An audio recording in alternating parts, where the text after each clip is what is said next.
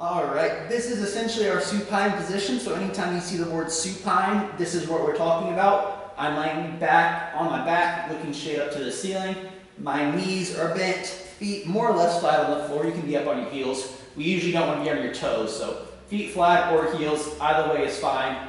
And this is our supine. So this will be the very start, because I think this is like the first place a baby goes to. They're not rolling around, they're just kind of looking straight up. You can do a whole lot of stuff from here. Glute bridges happen. You can do different core exercises from this position as well. Main thing we want to be watching out for is you want our back to be relatively straight. So you don't necessarily have to push your low back all the way to the ground really hard. It doesn't necessarily need to be that, but we don't want to be way up here. So you don't have to force your back into the ground, but you also don't want to have that big arch. So kind of in our nice, relaxed, neutral position. Some people will naturally be up here, so you almost have to tell them to push into the ground. But if someone's already really neutral, you don't have to overdo it to the point where they're totally rounded underneath. So just a nice straight back.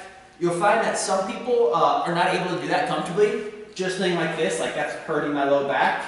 Usually that's just from core weakness or just really tight legs, quads, hamstrings, something like that's going on. Whatever it is, we can actually go to something like a step and have your feet up on the step instead. And that will elevate the feet, which makes it a little bit easier to tilt your hips and get your back straighter.